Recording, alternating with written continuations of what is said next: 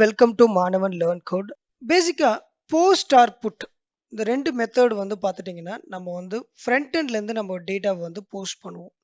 For example ஒரு form, registration form, login form இது எல்லாமே வந்து போஸ்ட் மெத்தட் நம்ம யூஸ் பண்ணுவோம்.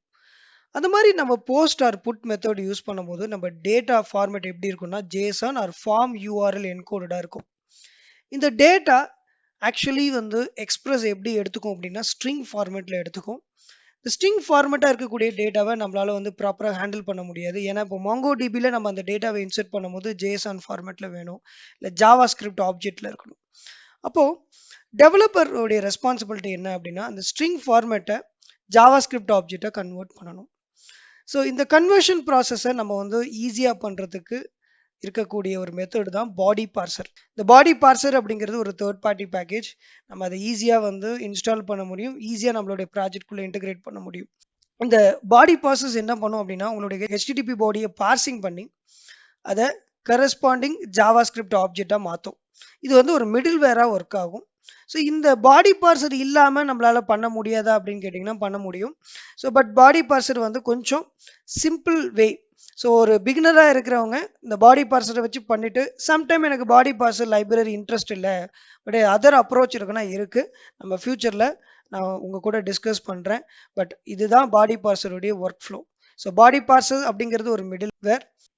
ஜேசான் ஆர் ஃபார்ம் யூஆர்எல் என்கோடடாக இருக்கக்கூடிய ரெக்வெஸ்ட்டை வந்து மிடில் வேரில் இருந்து பார்சிங் பண்ணி ஜாவா ஸ்கிரிப்ட் ஆப்ஜெக்டாக மாற்றி அதை வந்து நம்ம அப்ளிகேஷனில் யூஸ் பண்ணுறோம். ஸோ இது ஒரு டெவலப்பர் ஃப்ரெண்ட்லி அப்ரோச். இப்போ பாடி பார்சர் டிபெண்டன்சி நம்மளுடைய ப்ராஜெக்டில் நம்ம இன்ஸ்டால் பண்ணணும். package.jsonல போனீங்கன்னா பாடி பார்சர்ஸ் வந்து இருக்காது, ஏன்னா நம்ம இன்ஸ்டால் பண்ணலை. ஸோ இந்த பாடி பார்சர் வந்து இன்ஸ்டால் பண்ணுற செக்ஷன் வந்து பார்த்துட்டிங்க அப்படின்னா expressjs.com வெப்சைட்லேயே உங்களுக்கு இருக்குது. ஸோ இதில் பார்த்துட்டிங்க அப்படின்னா npm install body parser. So இதை காப்பி பண்ணிவிட்டு ஸோ என்னுடைய டெர்மினலில் நான் வந்து இன்ஸ்டால் பண்ணுறேன். ஸோ பாடி பார்சர் இன்ஸ்டால் ஆயிடுச்சு. ஸோ நெக்ஸ்ட் ஸ்டெப் பாடி பார்சர் வந்து நம்மளுடைய ப்ராஜெக்ட்குள்ளே இம்போர்ட் பண்ணணும். அதான டீட்டெயிலும் இருக்குது பார்த்துட்டிங்கன்னா பாடி பார்சர் ரெக்வர் பாடி பார்சர். ஸோ டாக்குமெண்டேஷனில் கிளியராக இருக்குது. ஸோ நான் அதை வந்து இம்போர்ட் பண்ண போகிறேன்.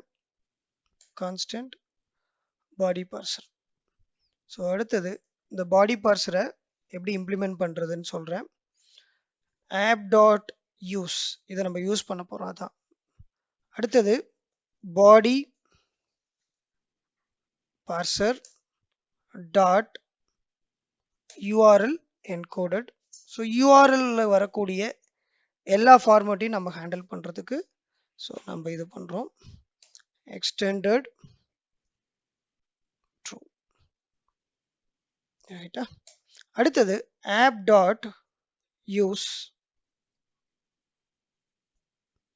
பாடி பார்சர் வரக்கூடிய டேட்டாவை ஜேசனாக கன்வெர்ட் பண்ணுறதுக்கு. ஆனால் ஸோ நீங்கள் இன்னும் பாடி பார்சரில் இருக்கக்கூடிய எல்லா ஆப்ஷன்ஸையும் தெரிஞ்சுக்கிறதுக்கு நீங்கள் டாக்குமெண்டேஷனை ரெஃபர் பண்ணுங்கள். பாடி பார்சர் ஜேசான், பாடி பார்சர் ரா, டெக்ஸ்ட், இந்த மாதிரி வந்து யூஆர்எல் என்கோடட்.